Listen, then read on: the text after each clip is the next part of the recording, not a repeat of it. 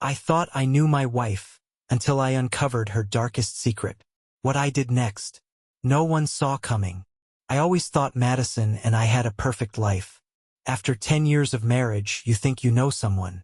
I mean, we weren't without our rough patches, no couple is, but we had built something together. A nice house, decent jobs, and a comfortable routine. That's what life is about, right? Stability? I told myself that for years. She was a graphic designer, working freelance from home. I loved how she always seemed so passionate about her projects, though I sometimes wondered how she managed to keep landing these elusive, high-paying gigs. I work in logistics, far from glamorous, but it pays the bills. My job kept me busy, and Madison always seemed to enjoy her solitude. About 6 months ago, things started to shift. It was subtle at first, small things I could almost explain away. She'd become glossier. Expensive clothes started appearing in her wardrobe, designer labels we never used to bother with. Her phone seemed glued to her hand more often, and her notifications became incessant. Every time it buzzed, she'd angle the screen away from me. I chalked it up to the demands of freelance life.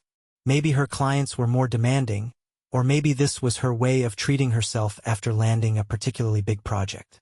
I didn't want to pry, but in hindsight, maybe I should have. It wasn't until last Friday night that the illusion shattered. She'd left her phone on the counter, and for the first time in years, I saw a notification pop up. A message preview. It read, "Looking forward to Saturday's session. Can't wait to feel that magic touch again. Mr. D. Magic touch. Session?" It sounded innocent enough. Maybe a client was overly enthusiastic about her graphic design work. But something about it didn't sit right. Madison's tone when she mentioned her work never hinted at anything like this. That night, when she went to bed, her phone buzzed again. Normally, I'd never even think of touching her phone. But the first message lingered in my mind, pulling at my gut like a fishhook. So, against my better judgment, I unlocked it. Thank God she still trusted me enough to use her usual 4-digit code. What I found, well, it's hard to describe what that kind of betrayal feels like. I opened the messaging app and saw dozens of similar texts from unfamiliar numbers. Some flirtatious, others downright explicit. "I'm bringing that silk blindfold you love. Hope it makes it extra special this time. How much for the private package again? Worth every penny last time. You're incredible, Maddie. Counting the days until next week." My heart pounded as I scrolled, each message worse than the last. What the hell was I reading? What sessions were these men talking about? And why did it seem like they were paying for something? I felt sick. I wanted to confront her right then and there, but I didn't. I needed to know the full truth first. I didn't sleep that night. Madison lay beside me, her breathing calm and steady, completely unaware of the storm brewing just inches away. My mind raced with possibilities. Was she cheating on me?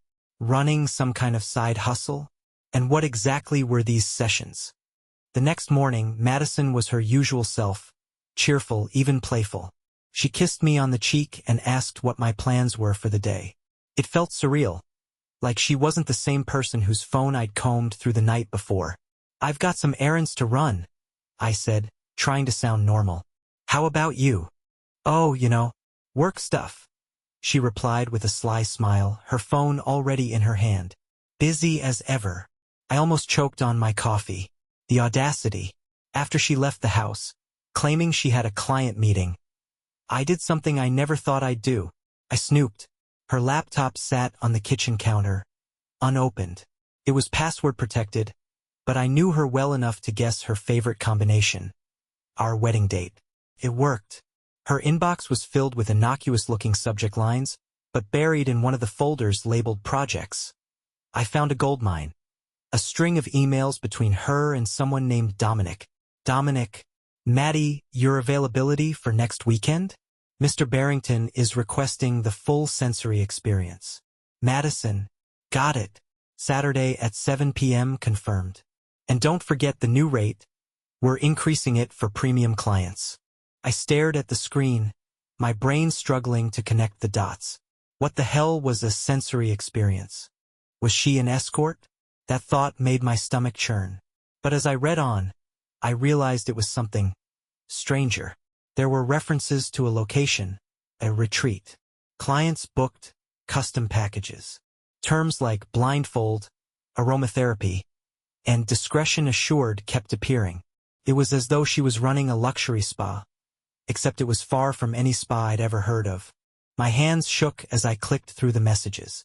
The replies from Dominic were professional but cold, almost transactional. It was clear he was running the show, and Madison was one of his top employees. I found an invoice attached to one email. $5,000. Paid in full. The room spun as I pieced together the puzzle. Madison wasn't just betraying me emotionally. She was involved in something unspeakable. But I still didn't have all the details, and if I was going to confront her, I needed more than speculation. I decided to follow her. That afternoon, I waited in the driveway until Madison left for her so-called client meeting. She was dressed casually, jeans and a light sweater, but her makeup was done with precision, and her hair was perfectly styled. It wasn't her usual work-from-home look. She pulled out of the driveway, humming along to the radio like she didn't have a care in the world. I followed her in my old truck, keeping a safe distance. My heart pounded every time she glanced in the rearview mirror, but she didn't seem to notice me. Her destination was unexpected. She drove across town to a sleek, upscale building with dark-tinted windows and no signage. It was tucked between a yoga studio and a high-end boutique, blending in so well that I'd never have guessed it was anything unusual. She parked in the lot and walked inside, her posture confident, as if she belonged there. I waited. An hour passed, then two. My frustration mounted as I imagined what might be happening behind those mirrored windows. Was she meeting Dominic? Entertaining a client? Every possibility made my blood boil. Finally, I saw her emerge, her hair slightly disheveled but her expression calm. She pulled out her phone and sent a quick text before getting back into the car. I didn't follow her this time. I needed to investigate the building instead. As soon as she was out of sight, I parked and walked toward the entrance. There was no sign, no receptionist. Just a sleek glass door with a keypad next to it. A small camera mounted above the door swiveled to follow my movements. I pretended to check my phone, then lingered near the yoga studio next door, hoping for some kind of lead. 10 minutes later, my patience was rewarded. A man in a suit approached the building, glancing around before punching in a code on the keypad. The door unlocked with a faint beep, and he disappeared inside. Before the door could close, I slipped in behind him. The lobby was minimalist and silent, the air perfumed with something exotic. To the left, there was a hallway lined with frosted glass doors, each one labeled with vague titles: Renewal, Awakening, Indulgence. The faint murmur of voices drifted through the walls' low, intimate tones. I crept forward, my heart hammering in my chest. At the end of the hall, a door marked Private Access stood ajar. I slipped inside, finding a small office filled with monitors. Security feeds showed every room in the building. I scanned the screens until I saw her. Madison was in a dimly lit room with a man in his 50s, gray hair, tailored suit, the picture of wealth. She was blindfolding him, her movements practiced and precise. He sat in a leather chair, looking utterly at ease. I couldn't hear what they were saying, but I didn't need to. The intimacy of the scene told me everything. Whatever this was, it wasn't just about aromatherapy or relaxation. I took out my phone and snapped a few pictures of the screens. If she wanted to deny what was happening, I'd have proof. But as I turned to leave, a hand clamped down on my shoulder. "Who the hell are you?" a deep voice growled. I spun around to see a tall man in a black suit, his expression hard as stone. I was just—" "You don't belong here," he interrupted, his grip tightening. I panicked, yanking free and bolting down the hall. The man shouted after me, but I didn't stop until I was in my truck, peeling out of the lot as fast as I could. I had my proof. Now it was time to confront her. By the time Madison got home, I was waiting in the living room. I had her laptop on the coffee table and my phone in my hand, the damning pictures from earlier burning a hole in my pocket. My pulse raced as I rehearsed what I'd say, but nothing could have prepared me for the moment the front door opened. "Hey, babe," she chirped as she walked in, dropping her purse on the counter. "What's for dinner?" I'm starving. I didn't answer. She froze when she saw me, her eyes darting to the laptop and my clenched jaw. "What's wrong?" "Sit down," I said, my voice colder than I'd ever heard it. Her smile faltered. "Ethan, you're scaring me." Sit. "Down." Reluctantly, she obeyed, perching on the edge of the couch. I tossed my phone onto the table, the screen lighting up to show the picture of her blindfolding the man in the leather chair. Her eyes widened, and she paled visibly. "Where did you get this?" she stammered. "That's what you want to ask me?" I snapped. "Not why the hell I have a photo of you blindfolding some rich guy in a secret building downtown?" I can explain," she began, her voice trembling. "Then do it." For a moment, she just stared at me, her hands twisting nervously in her lap. Then she straightened her spine, as if steeling herself. "It's not what it looks like, Ethan." "Oh, so you're not charging men thousands of dollars for whatever the hell you call sessions?" I laughed bitterly, because I saw the emails. I saw the invoices. "You've been lying to me for who knows how long." Madison's lips pressed into a thin line. "It's complicated. Uncomplicated." She hesitated, then finally spoke. "It's not sexual," she said. "Not really. It's a form of therapy. These men, they're powerful, wealthy, but they're starved for intimacy. Not sex, but touch, connection. I provide that in a controlled environment." I stared at her, incredulous. "You expect me to believe this is therapy? You've been sneaking around, charging obscene amounts of money, and lying to your husband for months. Maybe years. And I'm supposed to just nod along because you slapped the word therapy on it? It's not like I enjoy it." She shot back, her voice rising. "Do you think I wanted this?" Dominic approached me. He said I had the right look, the right demeanor. He offered me a chance to make real money, to live a life we could never afford otherwise. "So, you're the victim now?" I asked, my voice shaking with anger. "You've been betraying me, Madison, lying to my face every single day. And now you're trying to spin it like it's some noble sacrifice for our future." Her eyes filled with tears, but I felt no sympathy. "I didn't know how to tell you," she whispered. "I thought you'd never understand." "You're damn right I don't understand," I spat. "You've destroyed everything, Madison. Everything we built together. And for what? A few designer clothes? A better paycheck?" She opened her mouth to respond, but I held up a hand. "No. I'm done listening to your excuses. I don't care what your reasons were. You betrayed me, and there's no coming back from this." I stood, pacing the room as the weight of the situation pressed down on me. "You think this is over, but it's not. You're going to regret every single choice you've made, Madison. I'll make sure of it." Her face crumpled, but I didn't care. My love for her had been eclipsed by something darker now. A cold, unrelenting need for revenge. That night, Madison retreated to the guest room, probably hoping to give me space to calm down. But calm wasn't coming, not now, not ever. The more I thought about her deceit, the more the rage simmered into something focused, deliberate. I wasn't going to scream, beg, or cry. That's what she might expect. No, I was going to make her pay.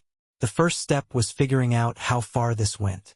I had the messages, the emails, and the photos, but I needed more. If I was going to dismantle Madison's little empire, I had to know exactly how deep her web of lies ran. Over the next few days, I put my plan into motion. Madison was cautious but not suspicious. I'd played my cards carefully, letting her think I was retreating into myself to process the situation. But while she worked in her studio, or whatever she called that place now, I worked on my end. First, I reached out to an old friend, Mark. We'd been roommates in college, and though we didn't see each other much anymore, he owed me a favor. Mark was an IT specialist who could dig into digital footprints better than anyone I knew. "Ethan," he said when I called, his voice wary, "this sounds messy. Are you sure you want to do this?" "Mark, she's been lying to me for years," I said. my tone icy. She's working for someone shady, and I need to know everything about him. I need to know where their money goes, how they operate, all of it. Mark sighed. Fine. But you'd better buy me a drink when this is over. Within 48 hours, Mark had delivered. Dominic, the man who ran Madison's operation, wasn't just some sketchy businessman. He was a known figure in underground circles, linked to high-end escort services and illicit financial dealings. His operation wasn't just about intimacy or therapy. It was a front for laundering money and possibly worse. You're playing with fire here, Ethan, Mark warned. This guy has connections. You sure you want to poke the bear? Not poke, I replied. Burn his whole den down. Next, I started gathering evidence, everything I could. Photos, screenshots, invoices. I even bought a hidden camera and planted it in her car, ensuring I had proof of every meeting and every transaction. But it wasn't enough to ruin her work. That would be too simple, too quick. Madison didn't just destroy our marriage. She shattered my trust, my sense of stability, my entire life. My revenge needed to be just as personal. That's when the idea came to me. Madison cared about appearances. She thrived on the image of being a self-made, independent woman. If her perfect facade cracked, it would destroy her far more effectively than anything else. I decided to expose her, not just to me, but to everyone who mattered to her. Family, friends, her so-called clients, and most importantly, Dominic. He was dangerous, sure, but Madison needed to see what happened when loyalty came second to greed. This wasn't just about ending her operation. It was about tearing down her entire world. To expose Madison, I needed to strike from all angles. The first step was subtle, planting doubt in her mind and in the minds of those around her. I couldn't just launch an all-out attack. That would alert her too soon. No, I needed to chip away at her foundation, brick by brick. I started by reconnecting with her family. Madison's parents lived a few hours away, and we'd kept things cordial over the years, but they were always proud of her freelance success. They loved bragging about how she had clients all over the world and how talented she was. One Saturday morning, I made a call. "Hey, Susan," I said, my voice warm and casual. "I was just thinking we haven't had a chance to catch up lately. How are you and Paul doing?" "Oh, Ethan, it's so nice to hear from you." Madison's mom gushed. "We're doing well. How about you two?" I forced a chuckle. "Oh, things have been busy. Madison's been working nonstop. Sometimes I feel like I barely see her." "Oh, that sounds like her," Susan said with a laugh. "Always the workaholic. What's she working on these days?" "Well," I hesitated, knowing this was the hook I needed. "That's the thing. I'm not really sure. She keeps things pretty private." "Have you talked to her about it recently?" There was a pause. Not really. She mentioned she was doing something new, but she didn't go into detail." "Should I be worried?" "Worried? Oh no, not at all," I said quickly, letting my words carry just enough hesitation to make her wonder. "I'm sure it's nothing. She's probably just stressed with work. You know how she gets." By the time I hung up, I knew Susan's mind was spinning. Parents like hers couldn't resist digging into their daughter's life when something didn't add up. Next, I targeted her social circle. Madison had a few close friends, and I started dropping similar seeds of doubt in casual conversations. I even went out of my way to bump into her best friend, Lisa, at the grocery store. Lisa. "Hey, long time no see." I greeted her warmly, knowing she'd tell Madison about the encounter. Ethan. Lisa said, surprised but genuinely happy to see me. "How's life?" Good, I said, forcing a smile. "Well, mostly. Madison's been so busy lately, though. I feel like I don't even know what she's working on half the time. She's always off to these client meetings. You know anything about that?" Lisa frowned. "Client meetings? No, she hasn't mentioned anything to me." "What kind of clients?" "I honestly have no idea," I said, shrugging and letting the statement hang in the air. The key was subtlety. I didn't accuse Madison of anything outright. I just let the people in her life start questioning things for themselves. Meanwhile, I was working on the bigger picture. Using the evidence Mark had gathered, I compiled a dossier on Dominic's operation and Madison's involvement. Financial records, photos, email chains, it was all there, meticulously organized. I made an anonymous email account and sent the dossier to the police, framing it as a tip-off about Dominic's illegal activities. But I didn't stop there. I also sent copies to a few of Dominic's high-profile clients, carefully chosen men who'd be more concerned about protecting their own reputations than retaliating against me. Finally, I printed hard copies of the dossier and mailed them to Madison's parents and her closest friends. If Madison thought she could keep her double life hidden, she was about to learn just how fragile her secrets really were. Madison didn't notice the storm brewing right away, but it wasn't long before the cracks in her perfect facade began to show. It started with a single call from her mother one evening while we were having dinner. "Hey, Mom," Madison answered cheerfully, putting her fork down. "What's up?" The look on her face shifted almost immediately. Her smile faded, and her brows knitted together in confusion. No. "What do you mean, client meetings?" she stammered, glancing at me with a wary eye.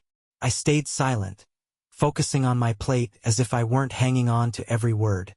"Mom, I'm not sure where you're getting this," Madison continued, her voice growing sharper. "I've told you before. I'm doing freelance work. It's nothing unusual." Her tone was defensive, and I knew Susan could hear it too. Whatever Madison said next didn't seem to satisfy her mother, because the call dragged on with Madison growing more frustrated by the second. When she finally hung up, she stared at her phone for a moment before slamming it onto the table. "What's going on?" I asked, feigning ignorance. "Nothing," she snapped, pushing her plate away. "My mom's just being nosy. Apparently, someone told her I've been acting strangely." "Oh," I said casually. "Why would she think that?" Madison shot me a look but didn't respond. Instead, she grabbed her phone and disappeared into the bedroom, no doubt to try and clean up whatever mess I'd started. It didn't end there. Over the next few days, I watched her unravel piece by piece. Her phone seemed to buzz constantly, and she was always stepping outside to take calls. Her smiles grew forced, her patience shorter. One night, I overheard her arguing with Lisa over the phone.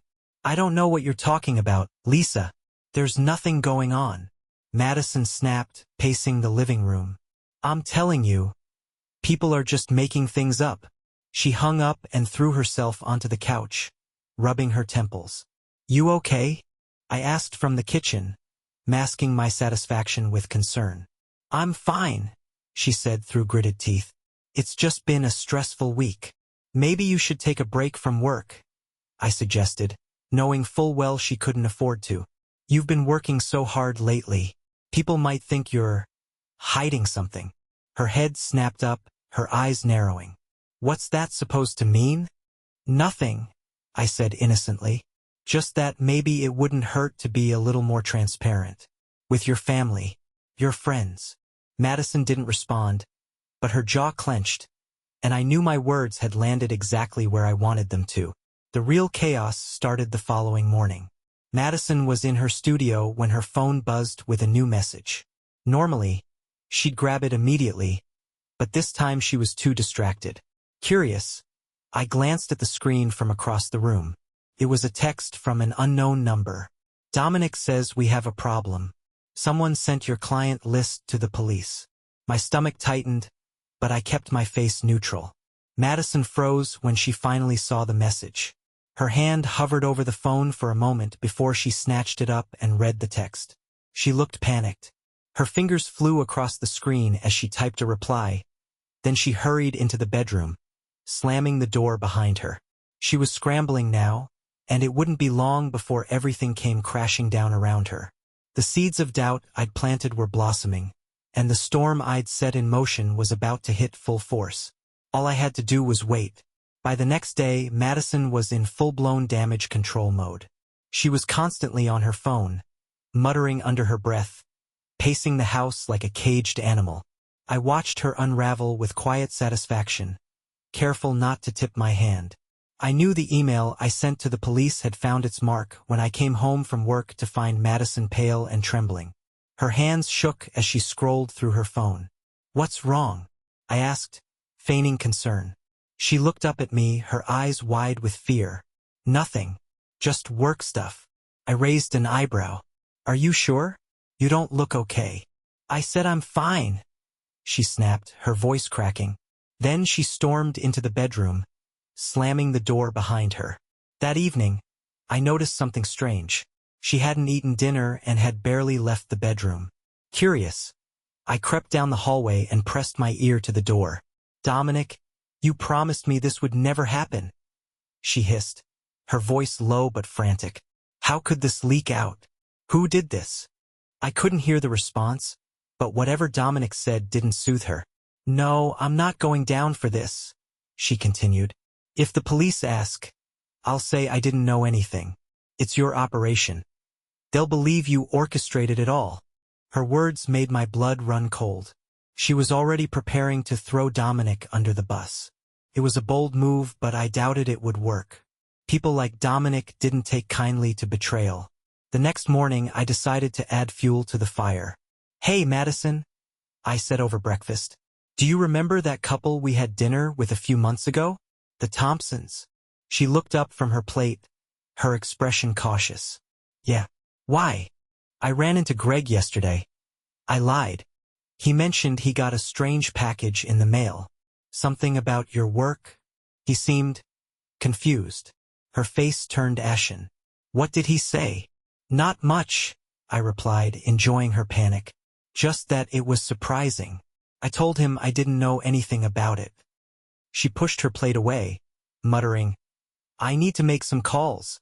Madison spent the next several hours on the phone, trying to contain whatever she thought was leaking out. What she didn't realize was that the leaks weren't random. They were deliberate. By the end of the day, she was on edge, jumping at every sound, snapping at me for the slightest comment. But the tipping point came that evening when two things happened almost simultaneously. First, a black SUV pulled into our driveway, and a man in a tailored suit stepped out. I recognized him instantly from the retreat security footage. Dominic. Second, as Dominic knocked on the door, Madison's phone buzzed with a message. The sender was Lisa, and the text simply read, "You lied to me. Don't ever contact me again." I opened the door, pretending to be surprised. "Can I help you?" Dominic didn't even glance at me. "I'm here to see Madison." She appeared in the hallway, her face a mixture of terror and defiance. "Dominic, what are you doing here? We need to talk. Now," he said, his tone cold and unyielding. She glanced at me, her eyes pleading, but I stepped aside. "You two clearly have things to discuss." As they disappeared into the bedroom, I grabbed my phone and activated the hidden audio recorder I'd planted earlier. Whatever they said, I was going to make sure it came back to haunt her. And as their muffled voices rose in anger behind the closed door, I knew the collapse of her world had officially begun. I sat in the living room, sipping a beer and pretending to watch TV as Madison and Dominic argued in the bedroom. Their voices were low but heated, and the occasional phrase filtered through the thin walls. "You were supposed to handle this quietly," Dominic hissed. "Now the cops are sniffing around, and clients are panicking. I don't know how this happened." Madison snapped back, her voice frantic. "Someone's sabotaging us. I can fix it, but you need to give me time." "You don't get it, Maddie," Dominic growled. "There is no fixing this. Do you know what happens if the wrong people find out we've been compromised?" There was a pause, then Madison's shaky voice. "I'll handle it. I swear." Dominic's tone turned colder. "You'd better, or I'll make sure you go down with me. And trust me, you don't want to see what that looks like." I smirked to myself. Dominic wasn't just here to clean up the mess. He was here to send a warning. Madison had underestimated how ruthless her business partner could be, and it was clear she was losing control. About 20 minutes later, Dominic stormed out of the bedroom, his face like stone. He didn't acknowledge me as he left, slamming the door behind him. Madison followed shortly after, her face pale and drawn. She avoided my gaze as she walked to the kitchen, pouring herself a glass of wine with shaking hands. "Rough day?" I asked, my tone deliberately neutral. She shot me a glare. I don't want to talk about it. I leaned back on the couch, watching her closely. You know, Maddie, whatever's going on, you can tell me. I'm your husband, remember? Her jaw tightened, and for a moment, I thought she might snap. But instead, she drained her wine in one gulp and walked away, retreating to the guest room without another word. The audio recorder had captured everything. Dominic's threats, Madison's desperate promises. It was all there. I transferred the file to my laptop and backed it up in multiple places. This wasn't just evidence. It was ammunition. The fallout begins. The next morning, the repercussions of Dominic's visit started to surface. Madison's phone rang nonstop, clients canceling appointments, friends cutting ties, and, worst of all, whispers of law enforcement inquiries. I caught snippets of her frantic calls throughout the day. Lisa, please, you've got it all wrong. Just give me a chance to explain. Greg, I swear, those rumors aren't true. Who told you that? Dominic, call me back. I need to know what's happening. Every conversation ended the same way, with her slamming the phone down in frustration. By evening, she was pacing the living room, muttering under her breath. I sat quietly, pretending to read, but I couldn't hide my satisfaction. What are you smiling about? She snapped, glaring at me. I shrugged, just enjoying the peace and quiet. Well, mostly quiet. Her face flushed with anger, but before she could respond, her phone buzzed again. She snatched it up, her expression darkening as she read the message. What is it now? I asked, unable to hide my curiosity. She didn't answer.